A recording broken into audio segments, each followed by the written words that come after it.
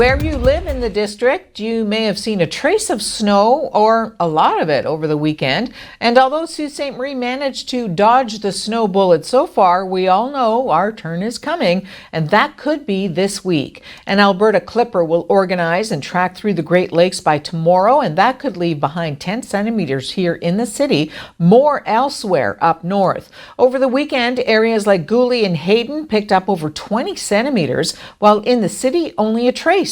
The forecast this week calls for flurries and plummeting temperatures that could lead to heavier amounts of snow.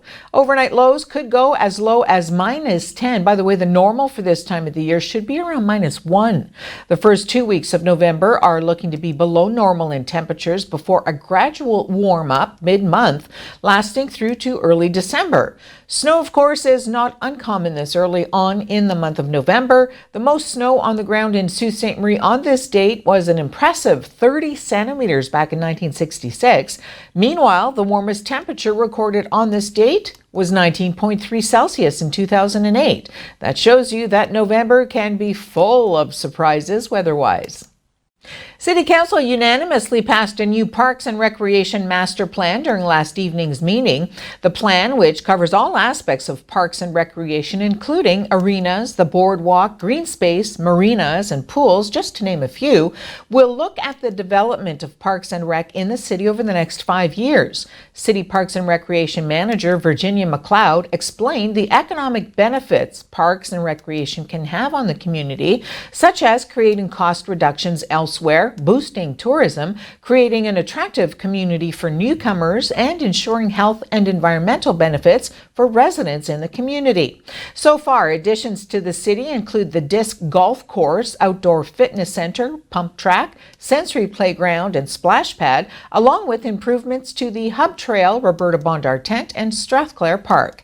Councillor Lisa Vezzo-Allen pointed out, though, that there is a lack of facilities still for teens and people with disabilities, while Councillor Matthew Shoemaker talked about the lack of green space downtown, and Councillor Gardy inquired about how underutilized parks can be improved. 4 key areas of the plan, McLeod explained, look at community development and partnerships, infrastructure, service delivery, and quality of life. She said the city is also working at making its website more interactive, allowing users to see parks in their wards and in their neighborhoods. City Deputy CEO of Community Development, Tom Vare, said the addition of the downtown plaza will help fill the lack of green space in the downtown core, giving it some park space and an outdoor rink in the winter months. Vare also said the city will budget approximately $150,000 per year to upgrade city parks, hoping partnerships can be formed with other community groups to speed up that process. Elementary and high school teachers in Ontario's public system could be in a legal strike position later on this month. The Elementary Teachers Federation of Ontario and the government met with a conciliator yesterday amid tense contract talks, and the union said there was no real movement. The union is requesting what's known as a no board report, which can take a few days to be issued. Once that happens, though, teachers would be in a legal strike position 17 days later. High school teachers could be in a legal strike position on November 18th, as a no board report was issued for them on Friday, though it doesn't yet have a strike mandate from its members. Those votes are set to conclude on November 15th. Elementary teachers voted 98% in favor of strike action last week. Teachers in the English Catholic system are also in the process of holding strike votes, with results expected in the next couple of weeks. National unity was top of mind for Ontario Premier Doug Ford yesterday as he offered to host a meeting of provincial leaders to address what he called Western Canada's alienation in the wake of the federal election. Ford made the comments during his first news conference since the federal Liberals were re-elected last month with a minority government, but did not win a single seat in Alberta or in Saskatchewan. He said he was troubled by the results of the October 21st federal vote, but added he understood the concerns of people in Western Canada. Ford said the idea of hosting a meeting came up during a conference call on Friday with almost all of the premiers. He said they also discussed infrastructure, healthcare spending, and holding the federal government to commitments the Liberals made during the campaign.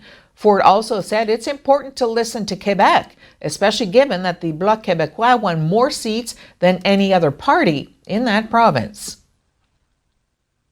A transit supervisor on a crowded train platform following Sunday's Oakland Raiders football game rescued a man who fell onto the tracks seconds before a train pulled into the station. The heroic act was caught on station surveillance video. I saw him, I saw the headlights of the train, didn't think he was going to make it, so I just grabbed him and pulled him out.